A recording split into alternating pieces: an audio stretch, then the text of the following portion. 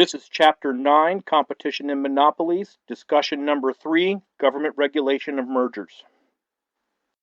I mentioned briefly in a previous discussion that the government does not like monopolies, but would rather have competitions.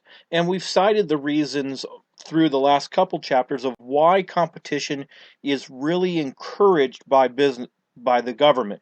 First example, as businesses compete with each other, they're going to try to offer better products or even newer products. And those innovations is what helps an economy to grow. Also, prices will be pushed down as companies compete with each other for your business. If you have a choice between option A and option B, and the one price is lower, you're probably going to go with that one. And that also forces companies to act efficiently. And so there's good reasons for competition. And when companies start to collude with each other or cartel with each other, that means that there's going to be a restriction in competition. But what happens when companies start being bought out so that, we're not having collusion or a cartel, we're simply going to have one person who owns everything. Well, that was a concern in the late 1800s, and so the Congress passed the Sherman Antitrust Act, which banned interlocking directories, and monopolies had already been banned. See, what was going on is that there would be board meetings for one particular company, and they would meet in the morning and they would determine, what they were going to do and who they were going to sell to and stuff like that.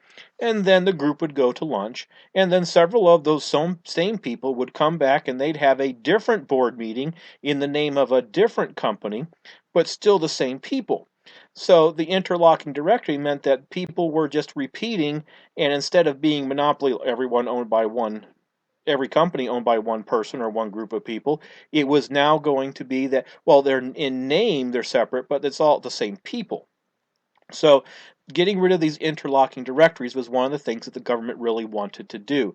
Of course, one of the people that this was aimed at was John D. Rockefeller, who owned Standard Oil, who had really worked on and had perfected the practice of being on so many different board of directors that he had a lot of knowledge of what was going on in the economy that other people did not have.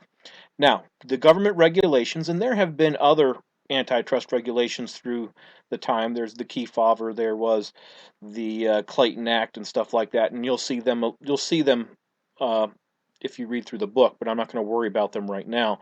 The government regulations are intended to encourage better competition, better products, better prices, quality assurance. You're not going to buy a piece of junk.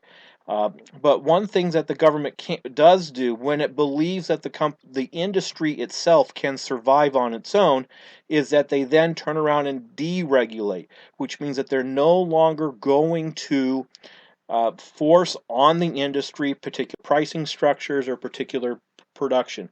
An example I can give to you would be, first of all, you could say the renting of apartments. Well, it's being regulated. They're saying you could only charge this amount for the apartment, and then when people say that you can't afford that, then the apartments might fall apart.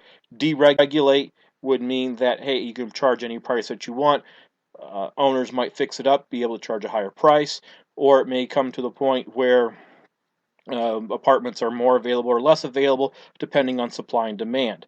Um, Deregulation also in the airline industry in the early 1980s caused a lot of companies that were having all of their markets established for them. They were assigned routes by the government, and all of a sudden they had to fight for themselves, and a lot of those airlines went out of business, and we've ended up with a lot less of the airline industry variation because we have a smaller number of companies that are providing air service. Some people said that was good, some people said that was bad. Uh, we'll probably watch a video that shows you a little bit about that. Now, when companies combine, though, after getting approval by the Securities and Exchange Commission, because they're always going to make sure that they're trying to ensure competition, and so the Securities and Exchange Commission is the group that says, yes, you can combine, or no, you can't combine because of its effect on competition. Anyway, when a company does buy another one, economists describe it by three different ways. One would be saying, is it a horizontal merger, where it's several similar companies that do similar services are bought out. For example, it would be like McDonald's buying Wendy's and Burger King. They're all fast food restaurants serving food to customers. That would be an example of a horizontal merger. Then there's also the idea of the vertical merger, and this is where companies are bought to combine the levels of production from beginning to end. So this would be an example of McDonald's buying farms, buying bakeries and food processing plants, and then buying the trucking industry in order to get everything delivered. That would be a vertical merger. And then there's another one that's called conglomerate. And conglomerates have, for the most part, disappeared. But there was a feeling in the 1940s, 50s, and 60s that if you had good managers, they could manage anything. And so companies would go around just buying anything that looked like it might be undervalued.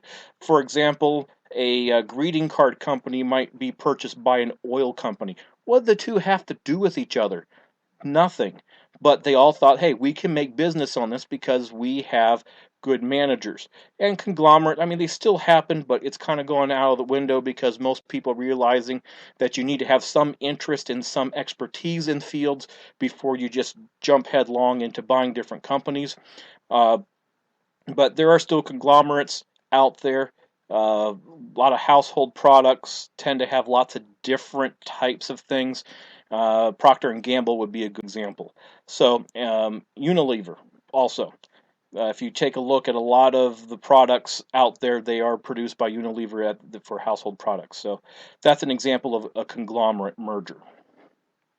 That concludes discussion number 3, government regulation of mergers, and it also concludes the chapter 9 discussions on competition and monopolies.